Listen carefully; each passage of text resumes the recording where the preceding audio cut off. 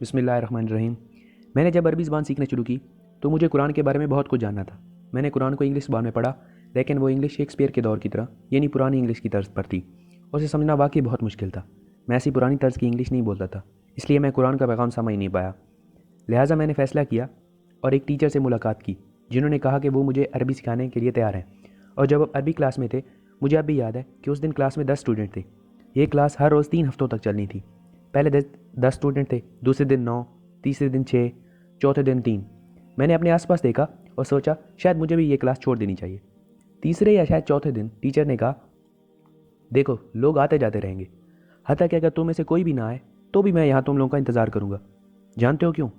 کیونکہ جب ہم اللہ کے لیے کچھ کرتے ہیں تو ہم لوگوں سے امید نہیں لگاتے، ہم صرف اللہ سے امید لگاتے ہیں۔ مجھے اللہ کی طرف سے روزی دی جاتی ہے، تم لوگوں کی طرف سے نہیں۔ میں یہاں اللہ کے لیے ہوں۔ اور جب انہوں نے یہ کہا کہ وہ برکت پہ یقین رکھتے ہیں تو کلاس میں مجھ سے میں صرف 3 اسٹوڈنٹ بیٹھے تھے۔ حتیٰ کہ میں بھی سیکھتے سیکھتے یہ سوچ رہا تھا کہ اس سب کا کیا فائدہ ہے، میں 3 ہفتوں میں یہ سب سیکھ جاؤں گا، لیکن اس کے بعد کیا کروں گا؟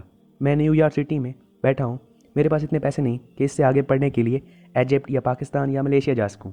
مجھے یہاں بیٹھنا پڑتا ہے، مجھے کام سے اور کالج سے یہاں 3 ہفتوں تک آنا پڑے گا۔ اس کے بعد میں کیا کروں گا؟ کیا ایسے میں کبھی سیکھ پاؤں گا؟ لیکن جب اللہ کسی چیز میں برکت ڈالتے ہیں تو پھر بات ہمارے عمل تک محدود نہیں رہتی۔ آج میں پیچھے مڑ کے کیا دیکھتا ہوں، 1999 سے اب تک تو میں اب تک 10,000 اسٹوڈنٹ کو تعلیم دے چکا ہوں۔ میرے محتاط اندازے کے مطابق سبحان اللہ اب تک میں 70 سے 80,000 براہ راست سامعین کو پڑھا چکا ہوں، اور خاصتاً عربی زبان کی کلاسز کی بات کر رہا ہوں، قرآن کی کلاسز نہیں، عربی زبان کی کلاسز۔ آپ جانتے ہیں عربی کی کلاسز بورنگ ہوتی ہے نا؟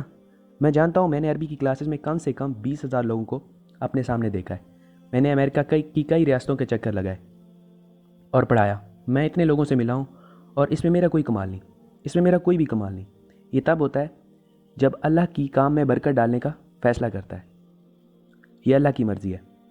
اب جو کچھ بھی اللہ کی راہ میں کام کرتے ہیں اس کی ویلیو یا قدر کم نہ سمجھیں، یہ اللہ پر ہے۔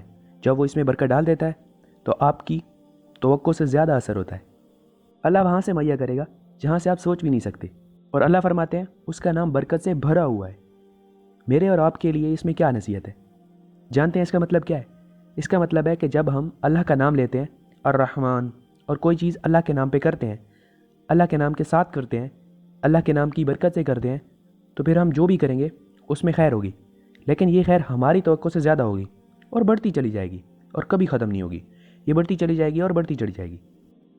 آپ جانتے ہیں اس ایک آیت کی وجہ سے ہر مسلمان کو خیر کی امید رکھنی چاہیے۔ ہم کبھی بھی نا امید نہیں ہو سکتے۔ آپ جو بھی کریں، دیکھیں میں یہاں کھڑا ہوں اور آپ سامعین یہاں ہزاروں کی تعداد میں ہیں، اور بہت سے لوگ آن لائن دیکھ رہے ہیں، لیکن ہو سکتا ہے آپ میں سے کوئی ایک قرآن پڑھتا ہو اور آپ کے ہزاروں شاگرد نہیں بلکہ ایک شاگرد ہے۔ آپ نے اپنا مدرسہ کھولا، آپ مسجد میں بیٹھے اور آپ کے پاس ایک شاگرد آیا، صرف ایک، اور شاید آپ نے سوچا صرف ایک لڑکا آیا، کیا حاصل؟ آپ سوچیں کہ میں یہاں ہوں فلائٹ لے کے اور صرف ایک شخص سامنے بیٹھا ہو، لیکن در حقیقت یہ صرف وہ ہے جو مجھے دکھائی دے رہا ہے، جو آپ اور میں دیکھتے ہیں۔ لیکن ایک شخص کو پڑھنے کی برکات، ایک شخص کو پڑھانے کی برکات، ایک شخص کی مدد کرنے کی برکات، ایک اچھا کام کرنے کی برکت، جب آپ کہتے ہیں بسم اللہ الرحمن الرحیم، اس کے ثواب یا نتائج کا آپ اندازہ نہیں لگا سکتے، کیونکہ وہ اللہ کی طرف سے ہے اور وہ بڑھتا جائے گا، بڑھتا چلا جائے گا انسان کی سوچ سے زیادہ۔